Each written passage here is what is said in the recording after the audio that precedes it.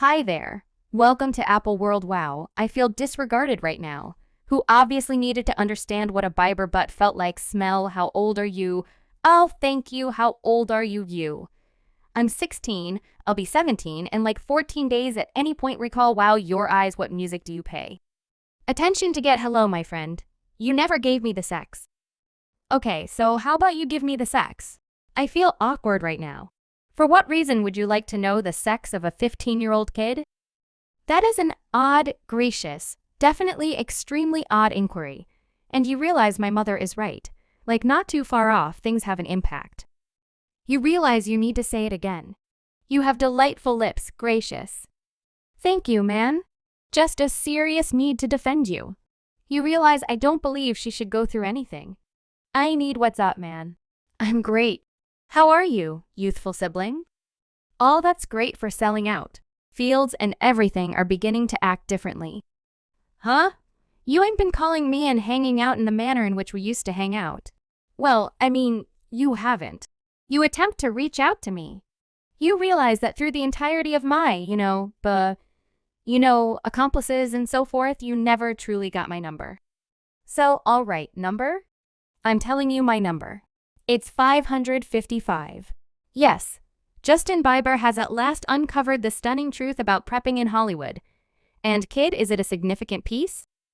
It seems like from Diddy and Will Smith to Clive Davis, there is an organization of Hollywood top firearms that routinely grooms youthful craftsmen for the sake of mentorship.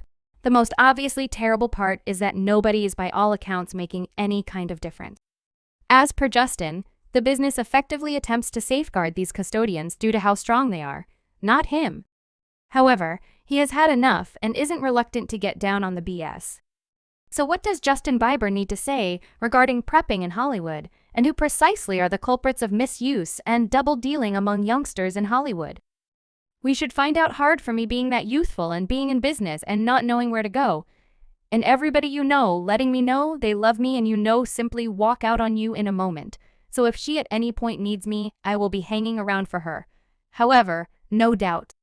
Safeguarding those minutes since individuals underestimate their experiences, and I simply need to safeguard her. Justin Bieber is ending his silence about his encounters in Hollywood, and how the business is loaded with degenerate people who love to prep kids. One person specifically who has purportedly partaken in preparing Justin Bieber and other youthful specialists is obviously Diddy. In the recent weeks, Diddy has been banged with various claims blaming him for starting a chain response that has supported a greater amount of his casualties to shout out. This incorporates every one of the men and little fellows that Diddy has purportedly prepared during his time in the business, particularly Justin Bieber and Usher. Gossipy tidbits about Diddy being gay have been uncontrolled since the 1990s. However, his storeroom sexuality or scarcity in that department isn't the main pressing concern.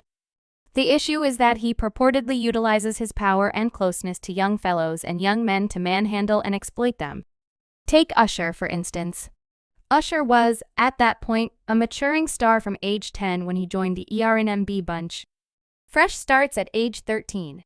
Attendant met L.A. Reid, the prime supporter of Lafe Records, who marked him on the spot subsequent to hearing him perform while Usher was getting ready for his presentation collection.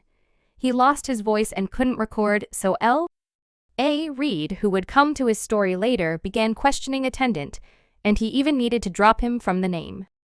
However, Usher truly needed to stay on the agreement and record his collection, so in the spring of 1994, Reid chose to send Usher to Diddy's home for what he called a puffy flavor camp, which was only a time of Usher being presented to a way of life way too lit for his age in a meeting with Drifter.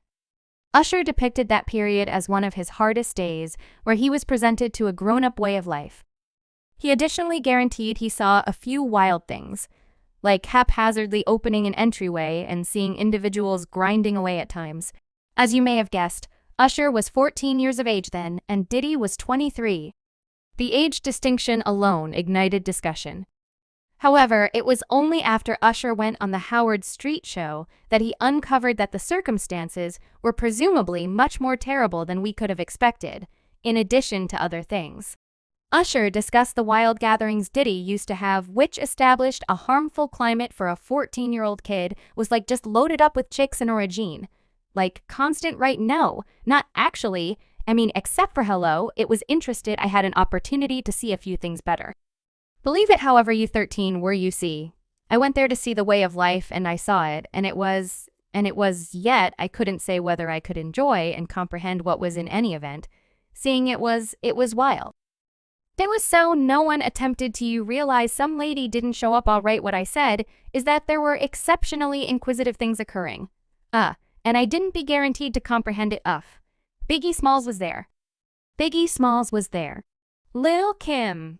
Craig Mack, this multitude of individuals are staying nearby. No doubt, man. Confidence Evans, J. BL. They had close to zero familiarity with this gracious I was living it up. You understand what I mean? Does he make them do any errands? Are you doing dishes whatsoever? I mean, they keep you humble fairly, or are you very much like might you at any point keep awake till 4 a.m. with them a party? I mean, I really remained up longer than them, and what do you have cash? What's happening? I mean, I had like per damn, I had like you realize life definitely it's insane. You're 14 years old, and a father would. You ever send your child to Puffy Camp? Diddy purportedly paid Usher to remain with him, which is unusual on the grounds that since for what reason are you paying a kid to live with you, the way that Usher answered with a resonating damnation no when Howard inquired as to whether he would allow his children to go to a Puffy flavor. Camp lets you know all that you really want to know. Diddy himself has been seen offering unusual remarks about Usher living with him in an as of late surface discussion among Diddy and Kevin Hart. Diddy discusses how 10-year-old attendant used to rest in his bed and battle about iced pieces. Given Diddy's history, it makes you keep thinking about whether Usher was protected back then. I mean, for what reason is there even a 10-year-old dozing in your bed when you're like 19? Anyway, Diddy's little sleepover at his home didn't end with Usher. Justin Bieber purportedly had a similar involvement with 2009 when he burned through 48 hours at Diddy's home to show Diddy the melodies he had delivered and how old Justin was, around 15 in the interim. Diddy was 40 years of age with kids during the 48 hours Justin enjoyed with Diddy, showed him a stylish Lambo promising he would give it to him when he turned 16. He likewise guaranteed Justin a house once he turned 18. Obviously, he said this as a little jokey joke yet joke. Jar. On the other hand, not how could you as a grown-up guarantee a teen such lavish gifts. It resembles preparing 101 commitment, the casualty extreme gifts to keep them snared, and trust you, it's odd enough that a 40-year-old and a 15-year-old are hanging out in whatever limit, yet when you add promising a youngster gifts like that, it appears to be excessively unpleasant. What's up, man? You great? I'm great. How are you, youthful sibling? All of that's great for selling out. Fields and everything are beginning to act different. You ain't been calling me and hanging out the manner in which we used to hang out. Well, you have attempted to reach out to me, through all my, accomplices and so forth. However, you never truly got my number. So I'll write my number. I'm rolling my number. How significantly creepier is this connection? Diddy and Justin were on camera, and Diddy was asking Justin for a valid reason why he never calls or attempts to spend time with him. Justin looked so awkward the entire time, yet Diddy never at any point saw it. It simply shows that Justin could not have possibly gotten a handle on being open to hanging with Diddy for an incredible 48 hours. Fans accept the justification for why Justin's psychological well-being took a descending twist and he began depending intensely on drugs. The maltreatment he endured because of Diddy assuming some pretense of mentorship, as well as how brutally the media went at him for quite a long time, shouting out about his encounters, made individuals more thoughtful to his predicament and the situation of numerous different children in diversion. Who can't shout out one fan, remarked Justin Bieber was continually implored upon, badgered and taken advantage of since he was a minor, and nobody thought that it was off base in the event that this is what individuals did to him before cameras imagined what he was put through in secret. Justin Bieber has only been taken advantage of, sexualized, and mocked by the media since the time he was 14, and individuals didn't see an issue with this since he was a kid anyway. As terrible as he was, sources accept that he was not generally like Diddy, who was purportedly prepared by his guides. Clive Davis and Andre Harold. Clive Davis is one of the most compelling music chiefs in Hollywood, having marked significant specialists like Whitney Houston, Famous Huge, and Kelly Clarkson. Diddy was at first a worker at Andre Harrell's Uptown Records anyway.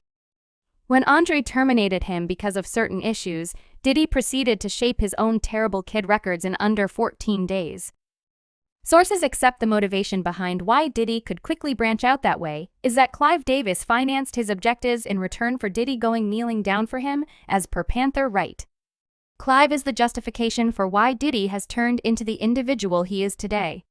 He purportedly prepared Diddy, made him his Don Juan, and concealed Diddy's tracks at whatever point he accomplished something that could demolish his profession.